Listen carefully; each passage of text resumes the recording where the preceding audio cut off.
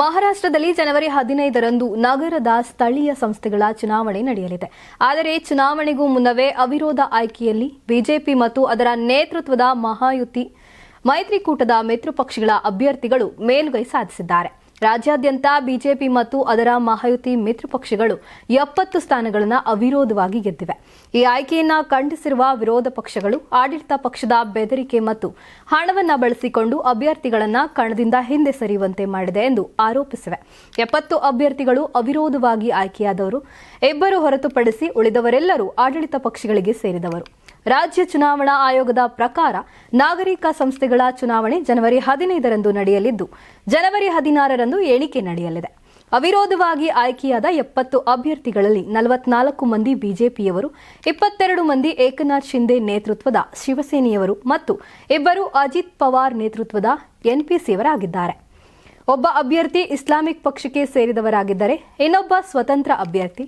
ವಿರೋಧ ಪಕ್ಷದ ಮಹಾವಿಕಾಸ್ ಅಗಾಡಿಯ ಒಬ್ಬ ಅಭ್ಯರ್ಥಿಯು ಅವಿರೋಧವಾಗಿ ಗೆಲುವು ಸಾಧಿಸಿಲ್ಲ. ಬಿಜೆಪಿಯ 44 ಅವಿರೋಧ ಗೆಲುವುಗಳಲ್ಲಿ ಅತಿ ಹೆಚ್ಚು ಕಲ್ಯಾಣ್ ಡೊಂಬಿವಲಿ ಪುರಸಭೆಯಿಂದ 15 ಮಂದಿ ಆಯ್ಕೆಯಾಗಿದ್ದಾರೆ. ಪನ್ವೇಲ್, ಜಲಗಾಂವ್ ಮತ್ತು ಭಿವಂಡಿಯಿಂದ ತಲಾ 6 ಅಭ್ಯರ್ಥಿಗಳು, ಧುಲೆಯಿಂದ 4, ಅಹಲ್ಯ ನಗರದಿಂದ 3 ಮತ್ತು ಪುಣೆ ಮತ್ತು ಪಿಂಪ್ರಿ ಚಿಂಚವಾಡ್ ಪುರಸಭೆಯಿಂದ ತಲಾ 2 ಅಭ್ಯರ್ಥಿಗಳು ಅವಿರೋಧವಾಗಿ ಆಯ್ಕೆಯಾಗಿದ್ದಾರೆ. ಸಂಕ್ರಾಂತಿ ಹಬ್ಬದ ಪ್ರಯುಕ್ತ ಆಟ್6 ಮತ್ತು ಕರ್ನಾಟಕ ಟಿವಿ ವತಿಯಿಂದ ರಾಜ್ಯ ಮಟ್ಟದ ಸಂಕ್ರಾಂತಿ ರಂಗೋಲಿ ಸ್ಪರ್ಧೆ.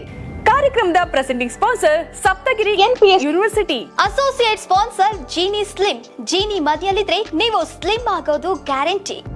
ಕೋ sponsor Nandana palace, legendary Andhra restaurant chain. KMF Nandini, ನಮ್ಮ ನಂದಿನಿ ನಮ್ಮ ಹೆಮ್ಮೆ. ಕೆಎಸ್ಡಿಎಲ್ ಮೈಸೂರು ಸ್ಯಾಂಡಲ್ 100% ಶುದ್ಧ ಶ್ರೀಗಂಧದ ಎಣ್ಣೆಯಿಂದ ತಯಾರಿಸಿದ ಏಕೈಕ ಸಾಬೂನು.